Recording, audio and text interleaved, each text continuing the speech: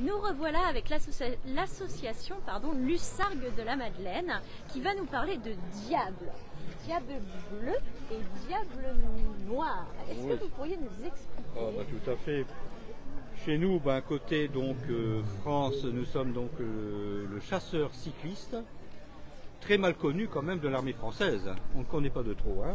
Donc c'est une histoire parce que nous sommes des combattants. Et il y a toujours un peu ce litige qui nous confondait donc avec ce qu'on appelait les estafettes, porteurs de messages. Mais nous sommes en 1914, donc nous sommes les combattants et qui accompagnent en fin de compte la cavalerie. Nous sommes dans les combats avec la cavalerie, nous les aidons. Donc nous sommes en 1914, c'est-à-dire que nous sommes toujours dans l'offensive.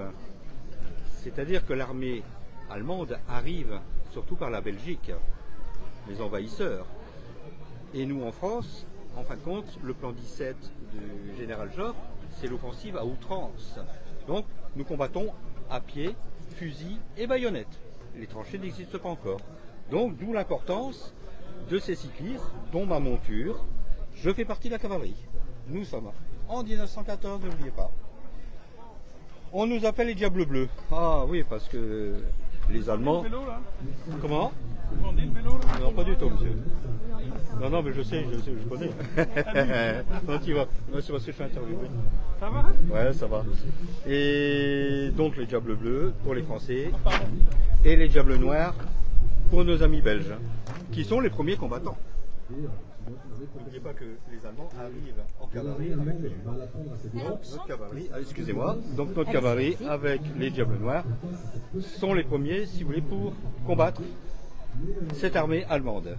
Alors j'ai une petite question, parce que vous parlez de diable noir, mais là moi quand je regarde notre Belge, il n'est pas habillé en noir. Non, mais c'est parce que je ne lui ai pas mis sa cape est noire. Sa cape est noire. Ouais, nous, notre cape, elle est bleu foncé, bien sûr. Et alors son insigne?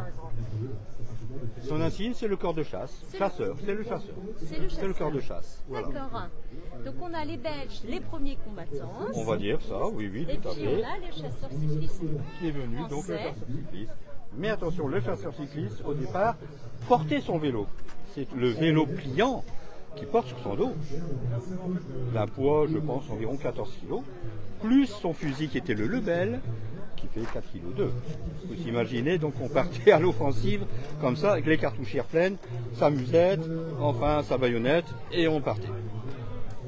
Voilà.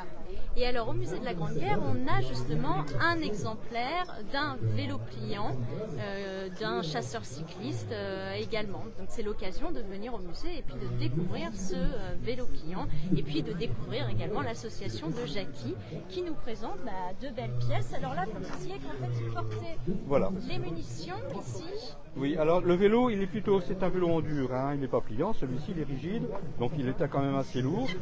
Et on est là pour porter donc la mitrailleuse, parce qu'on est une section de mitrailleurs aussi, qui fait partie des chasseurs donc à pied. Et donc là je l'ai équipé, donc chacun porte une partie de mitrailleuse, qui est la Auskitch, donc on va dire le canon, l'affût, et moi je prends les munitions, donc je porte donc aux copains. Et donc voilà, il est rigide, parce qu'il faut qu'il soit solide pour porter bien sûr cette mitrailleuse. Là je l'ai équipé donc d'un fusil Berthier, parce qu'il est plus court, il est plus léger. Donc plus adapté pour mon vélo, avec ma belle lampe à l'acétone, comme à l'époque. C'est un vélo d'époque, Et alors est-ce qu'on a une idée du nombre de chasseurs cyclistes qu'il y a eu dans l'armée française durant la guerre 14-18? Vous le savez ou... Oui, ça je le sais, mais c'est dans mes notes. Donc dans ma tête, je ne pourrais pas vous dire, mais elles sont là. Oui, il y avait à peu près, je pense, c'était des groupes. Oui. Donc le groupe, on va dire le groupe 6, qui est le plus connu, le groupe 6 appartenait à un régiment donc, de chasseurs alpins qui est le 13, qui est de Chambéry. Voilà. Et on faisait toujours partie de la division qui était donc la 6e division. Mais est-ce qu'il y en avait beaucoup? Vous avez peut-être un ordre d'idée? Je pense que c'était 455. D'accord. Voilà, à peu près. Après c'est des espoirs, on dit escouade aussi, enfin bon, escadron, enfin etc. Et donc vous avez l'uniforme, La tenue. la tenue Nous sommes chasseurs. La On dit tenue pas, oui, oui, du la tenue. chasseur cycliste, Voilà. avec en plus, alors là vous n'avez pas sur vous votre vareuse, Tout à fait, la Dolman, ou Dolman, et vous m'avez montré tout à l'heure que vous aviez également ma une cape cape. de cycliste. N'oubliez pas que le chasseur alpin a sa cape, elle est beaucoup plus longue, et avec la capuche. Je présente vite fait. Là, me voici habillé. Et j'y mets donc, voilà. Il est d'époque, hein, celui-là. C'est un vrai. Le bonhomme n'est peut-être pas vrai, mais la cape tenue. alliée. Voilà, vous voyez. Bon, c'est pour se protéger, bien sûr, de la pluie, enfin, etc. Parce qu'on est toujours à l'extérieur.